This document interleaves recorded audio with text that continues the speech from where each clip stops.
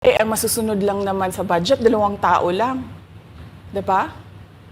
Ang susunod nun na halimbawa ko ay yung budget ng Office of the Vice President. Kung makikita nyo, September 2023, merong lumabas na press release ang Makabayan Bloc. Sabi nila, may meeting kami with Congressman Martin Romualdez. Pinag-uusapan namin ang pagtanggal ng confidential funds. September yon. Pagkatapos nun, nagkwento sa akin ang isang congressman. Sabi niya, lumapit daw sa kanya si congressman ko at sinabihan siya na tatanggalin namin ang confidential funds ni Inday Sara. Hindi ba siya magagalit? Ang sagot naman sa kanya nung kaibigan ko na congressman, alam mo, si Inday Sara, walang pakialam sa pera yan. Magtatrabaho yan kahit anong budget. Alam niya yan. Dahil alam din yan, limitado ang pera ng gobyerno. Kaya magtatrabaho yan. Trabaho lang ang gusto niyan. Sinabihan siya. Inulit pa niya yung tanong. Tinanong niya yung congressman, sigurado ka ba na hindi magagalit si Inday Sara? Sabi niya, hindi. Kaya kung makita ninyo, doon sa budget hearing ng Office of the Vice President, ay dinefend namin ng maayos kung paano gagamitin ang confidential funds. Napapabilis ang trabaho, napapadali ang trabaho, dahil nakatarget yung mga proyekto.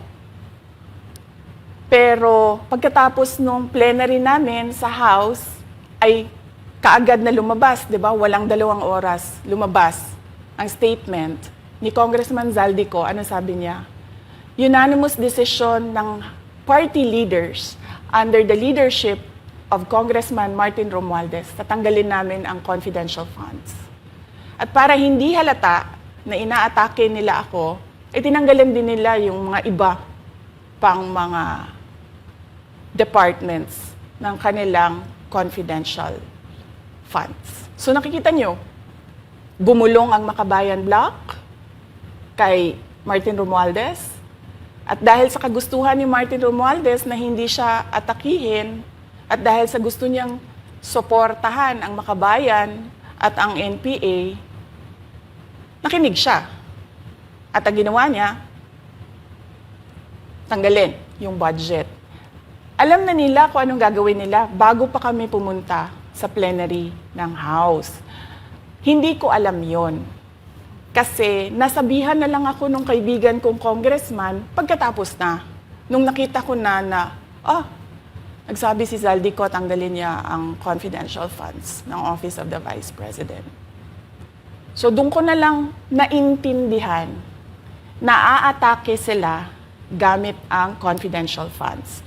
Dahil sumunod nun, October, ay merong dated na October na audit memorandum ang Commission on Audit.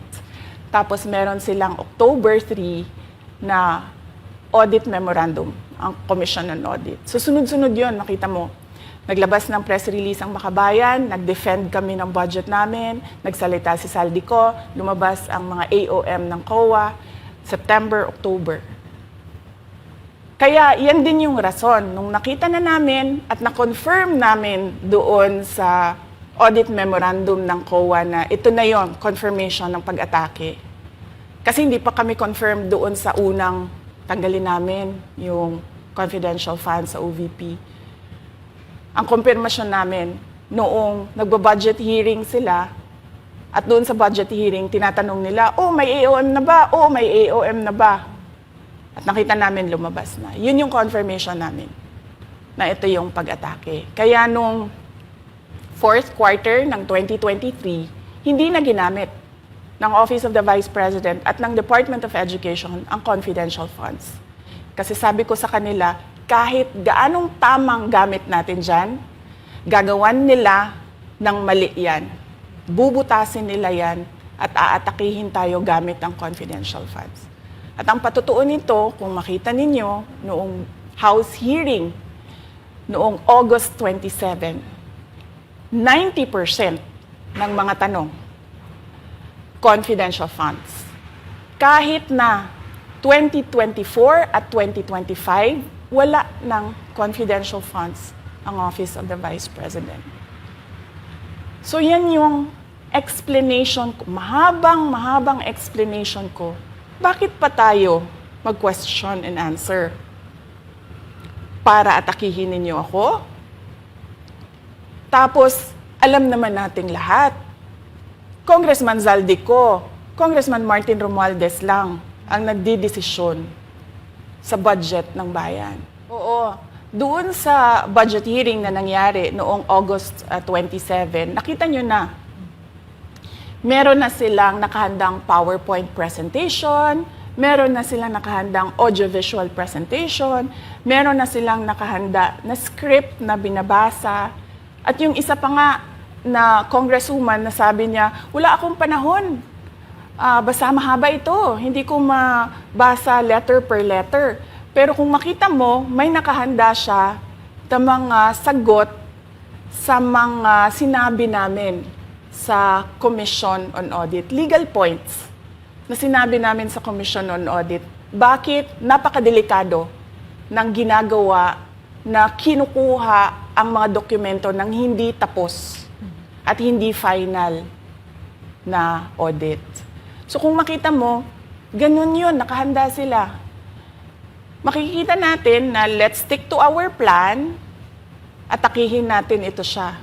Walang kinalaman sa kanyang Office of the Vice President 2025 budget proposal, kundi lahat ay may kinalaman sa confidential funds na matagal nang may kaso, 3 pa nga ang kaso sa Supreme Court, matagal nang pinapa-audit nila at nagko-cooperate kami doon sa audit. Kaya makikita ninyo kung ulit-ulitin natin yung nangyari noong House budget hearing noong August 27. Meron silang plano na gamitin yon para siraan ako. At hindi lang sila tumitigil dyan. Kung makita ninyo, ngayon naman nasa DepEd budget sila ng pagsira ng pangalan ko. Kahit wala akong kinalaman doon sa mga observations ng Commission on Audit, sinasabi, hindi na bago ang usapin ng pag-impeach sa akin. Kung babalik tayo nung nakaraang taon, ay nagsalita na si Franz Castro noong November 2023. Nagsabi na siya, ay pinag-uusapan namin ang impeachment ni Inday Sara. At nagbigay siya ng mga basehan doon sa ifa-file daw nila na impeachment. Kaya tuloy-tuloy lang yan na pinag-uusapan openly diyan sa House of Representatives ang impeachment. At lagi nandyan sa gitna si Franz Castro sa usaping impeachment sa akin. Unang-una, walang misuse ng confidential funds, walang misuse ng funds ng Department of Education. Kaya ngayon, ay pinipilit nilang gawan ng basihan yung mga sinasabi nila na impeachment sa akin. Kaya hindi bago yan na pinag-uusapan ang impeachment. Kasama yan sa plano nila laban sa akin. Narinig din namin na merong defunding, i-defund daw ang Office of the Vice President budget. Narinig din namin na posibleng piso lang ang ibigay na budget sa Office of the Vice President. Handa ako sa Office of the Vice President na magtrabaho kahit walang budget. Maliit lang yung opisina namin, maliit lang yung operations namin, kaya kayang-kaya namin na magtrabaho kahit walang budget. Alam naman namin na kapartiyan ng pag-atake, kaya kami, tutuloy-tuloy lang din kami sa kailangan namin gawin para sa bayan. Unang-una mensahe ko sa ating mga kababayan, huwag silang magpadala sa ingay ng politika. Kung makikita natin sa kasaysayan, lagi talagang inaatake ang Vice President dahil siya yung tinitingnan ng mga tao na baka magiging sunod na presidente. So lahat ng mga gustong tumakbong presidente ay uunahin nila at atakihin talaga ang vice president. Kaya huwag sila magpadala sa ingay ng paninira at politika. Pangalawa, isa-isahin nila ang bawat papel sa budget ng 2023 at 2024 at 2025. At pangatlo, kailangan magkaisa tayo na tumulong sa mga nangangailangan. Dumadami ang naghihirap na mga pamilya. Dumadami ang nakakaranas ng gutom. Kaya kailangan tayo, kaya kami tutuloy din ang trabaho namin kahit walang budget. Dahil alam namin na yan yung pinaka-importante sa ngayon. Na matulungan yung mga kababayan natin na naghihirap at walang makain. Yan